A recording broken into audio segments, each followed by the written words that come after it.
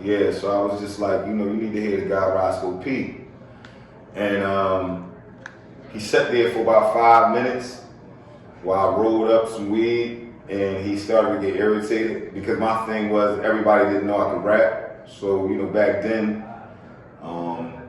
it wasn't the coolest thing to do. And so I wanted to keep it as low as I could because I didn't want everybody to crowd up. And so he began to get irritated, and I was like, yo, just come here, man.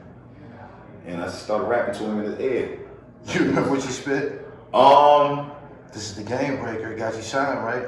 This was the Game Breaker got me signed, but it was so many years ago I can't remember. Right. To be honest, I really can't. Right. He probably would. Okay. Right, but it was that long ago. I know it was something. What was it?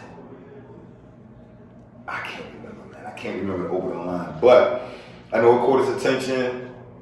And then at this time, you know, Philly was just like filled with just so many different rappers.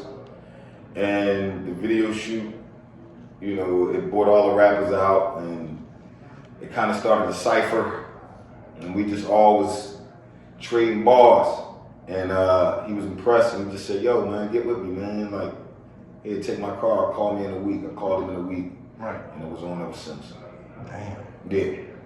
Tell me what it was like and how you went about meeting Big Star from Too Raw for the Streets. Just for those who don't, you know, who ain't in tune, Yeah. Too Raw for the Streets was the Philadelphia Smack DVD. It was. Right? It was. What did Too Raw do for you?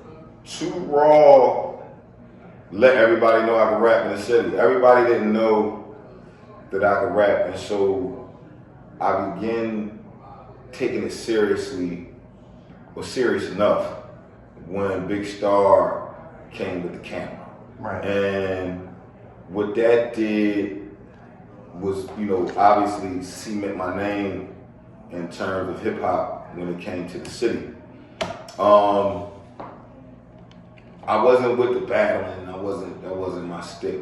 You know what I'm saying? But in terms of just trying to rap, and to be honest, shout out to Big Star. He was feeding my ego like, yo, you know you're hot. You know you're hot. And right. I didn't take myself and look at myself that highly, right? And so he gave me a real big boost of confidence. Word? In terms of, you know, my lyrical prowess, if you want to say. Right. You know what I'm saying? So, yeah, shout out to Big Star. He really gave me the confidence to go out there and be a rapper. Did meeting Pharell that day on the block, did that help you just like leapfrog the whole situation? Because I had to go back and see you on Too Raw for the Streets after I seen you on TV, on BET. Like I had to do my research and shit. Yeah. Right. No, I leapfrogged it, definitely. I bypassed a lot of things that people would have had to jump through hula hoops and rings of fire for. Right. Like,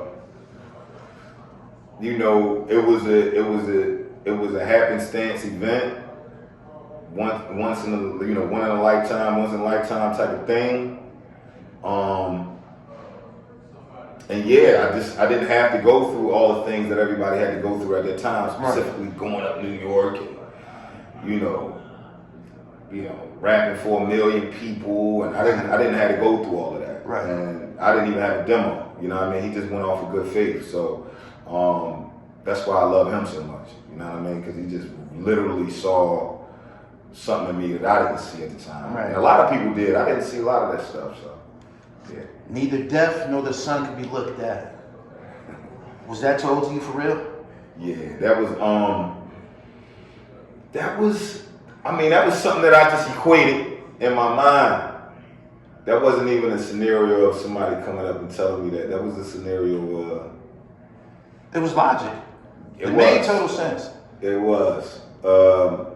And so, yeah, that lyric was a very poetic lyric. Yeah. That's a badass rhyme. Yeah, I appreciate that. I went, once you came home, I had to go back and, do a little refresher. Right. And I laughed when you said, at this time, I decided to take a pack. Yeah,